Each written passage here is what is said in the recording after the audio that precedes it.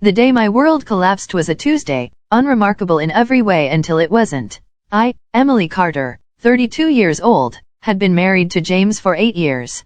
We had 2 children, Lily, 6, and Ethan, 4, and lived in a modest suburban home in Seattle. Our life wasn't perfect, but it was ours, filled with soccer practices, late-night talks, and the comfortable routine of a family stitched together by love. Or so I thought. My younger sister, Rachel, 28, was a constant presence in our lives. She was the free-spirited artist, always dropping by with her sketchbook and infectious laugh.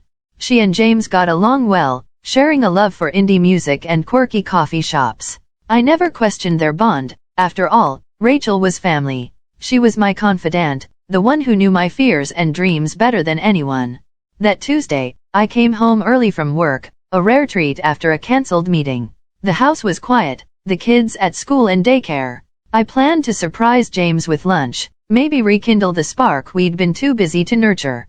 As I climbed the stairs, I heard muffled voices from our bedroom. My heart skipped, not out of suspicion, but curiosity. Then I heard Rachel's laugh, low and intimate, followed by James's voice, soft and teasing. I pushed the door open, and time froze.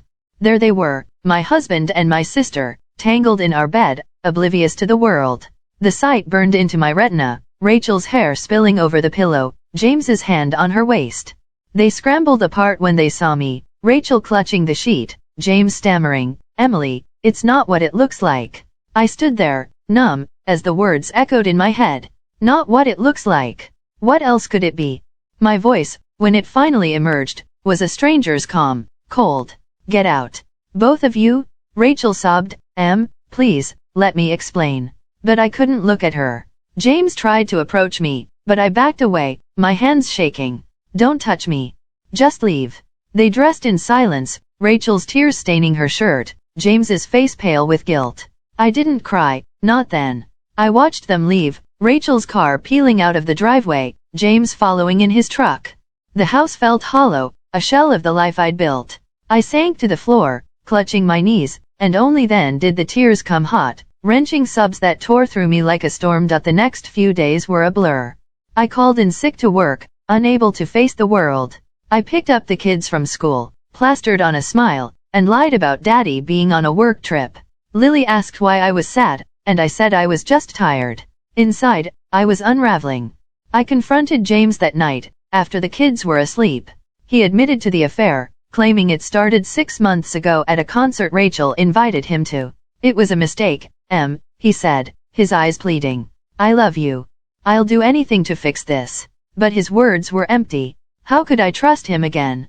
How could I trust Rachel, who'd betrayed me in the most intimate way? I told him I wanted a divorce. He begged, cried, promised therapy, but I was resolute. The man I loved was gone, replaced by a stranger who'd chosen my sister over me. Rachel called incessantly, leaving voicemails I deleted unheard. My mother, Susan, got involved, urging me to forgive Rachel. "She's young, Emily. She made a mistake. Family sticks together." I was stunned.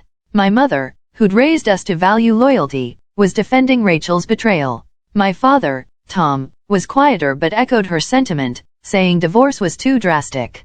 Their dismissal of my pain felt like another betrayal. I confided in my best friend, Claire, who was my rock. She helped me find a lawyer, Sarah, who specialized in family law. Sarah was no nonsense, guiding me through the legal maze with compassion. We filed for divorce, citing irreconcilable differences. I sought primary custody of the kids, knowing James's infidelity would sway the court in my favor. The hardest part was telling Lily and Ethan. I kept it simple. "Mommy and Daddy aren't going to live together anymore, but we both love you so much." Lily cried, asking if it was her fault. Ethan clung to me, confused. I held them, promising we'd be okay, even as I doubted it. The divorce proceedings began. My family's true colors emerged.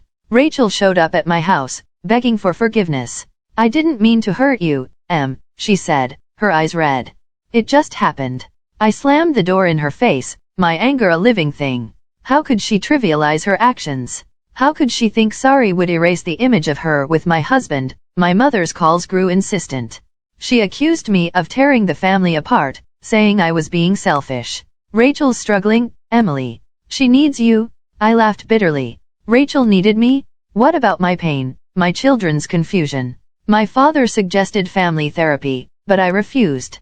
I couldn't sit in a room with people who prioritized Rachel's feelings over mine. I made a decision: no contact. I blocked Rachel's number, then my parents. I unfollowed them on social media, erasing their presence from my life.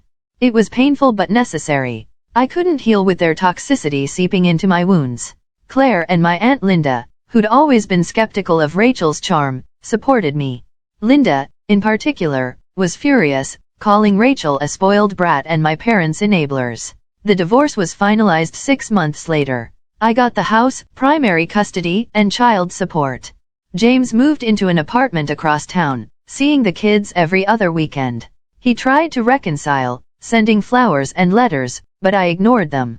The trust was gone, and with it, any chance of us. I focused on rebuilding.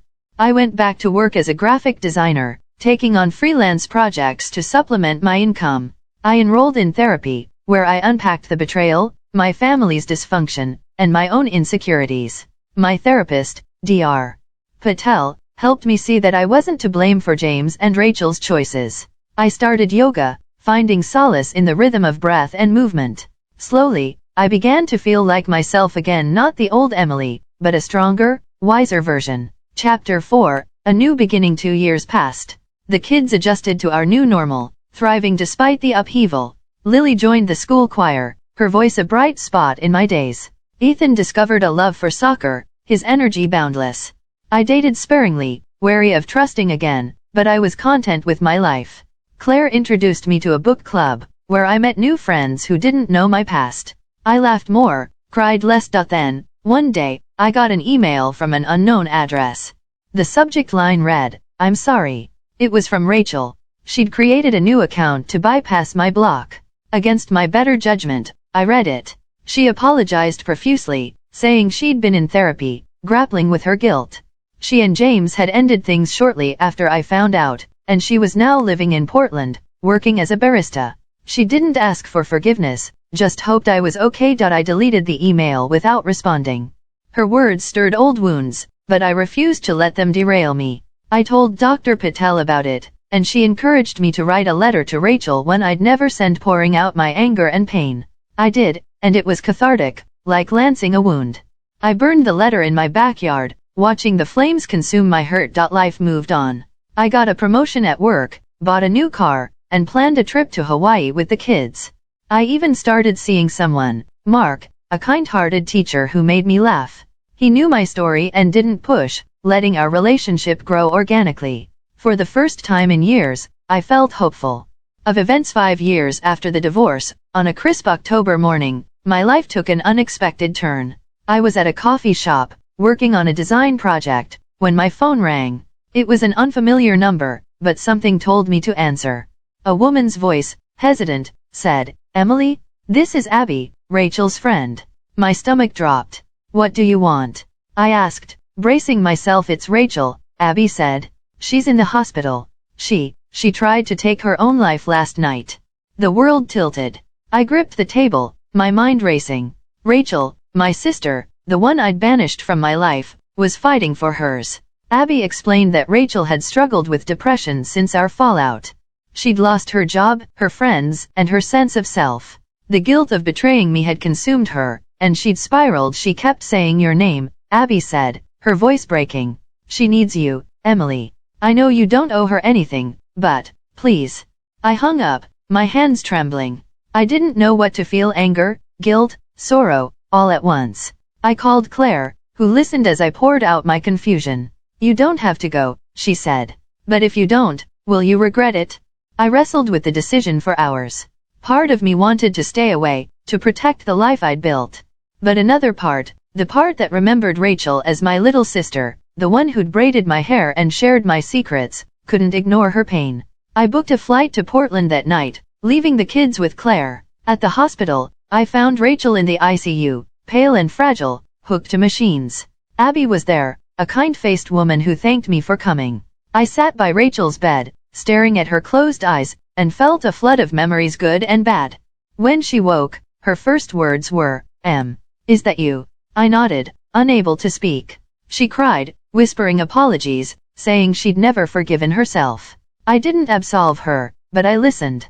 Over the next few days, as she stabilized, we talked haltingly at first, then more openly. She told me about her therapy, her regrets, her attempts to rebuild. I told her about my life, my kids, my healing. It wasn't forgiveness, not yet, but it was a start and reflection. Rachel's recovery was slow. She moved into a halfway house, attending therapy and support groups. I visited when I could, bringing Lily and Ethan once they were ready. They were wary but curious, and Rachel was gentle with them, respecting their boundaries. My parents reached out, wanting to reconnect, but I set firm boundaries. I wasn't ready to let them back in fully, not after their betrayal. James, too, resurfaced, hearing about Rachel's hospitalization. He sent a letter, apologizing for his actions and asking to be part of the kids' lives more. I met him for coffee, seeing a man worn by time and regret. We agreed to co-parent better, but I kept him at arm's length. My heart belonged to Mark now, who proposed that Christmas. I said yes, surrounded by my kids and friends, feeling whole. Years later, as I write this, I reflect on my journey. Betrayal nearly destroyed me, but it also forged me. Cutting off my toxic family was painful but necessary, giving me space to heal.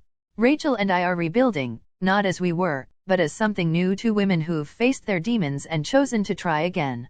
My kids are thriving, my marriage to Mark is strong, and I've learned that forgiveness isn't about erasing pain but about freeing yourself from its grip. Life took a turn I never expected, but it led me here to a place of peace, strength,